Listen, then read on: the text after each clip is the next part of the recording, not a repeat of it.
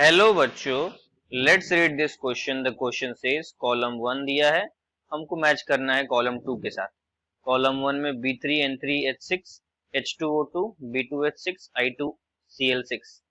Planar geometry, non planar geometry, no lone pair, non polar molecule.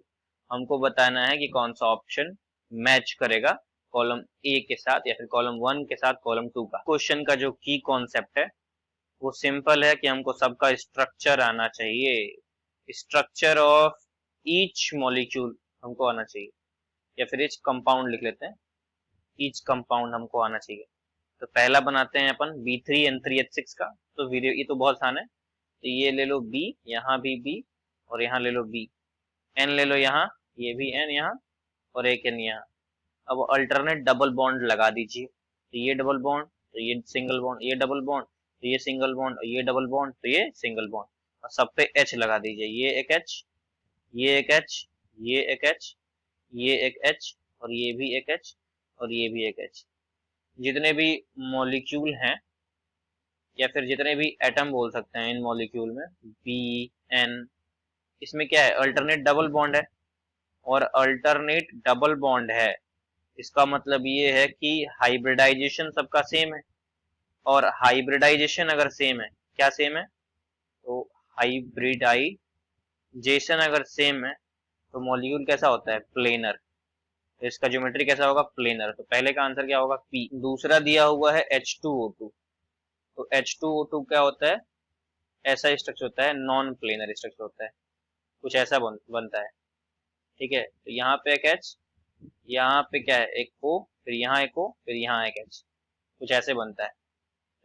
यहाँ पे कुछ angle होता है। ठीक है, तो ये हो जाएगा नॉन प्लेनर। ये हो गया नॉन प्लेनर ज्योमेट्री वाला। फिर हम चेक करते हैं थर्ड नंबर, B2H6।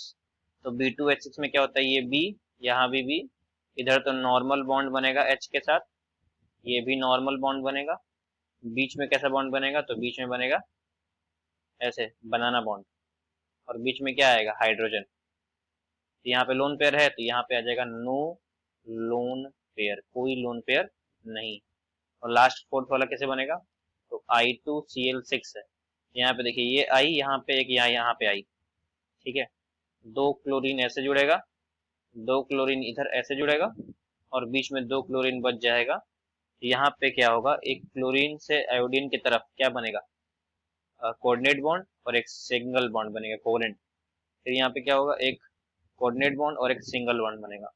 ये क्या हो जाएगा? ये जो मॉलिक्यूल हो जाएगा, ये हो जाएगा नॉन पोलर मॉलिक्यूल, क्योंकि इसका नेट डाइपोल मोमेंट कितना हो जाएगा? 0।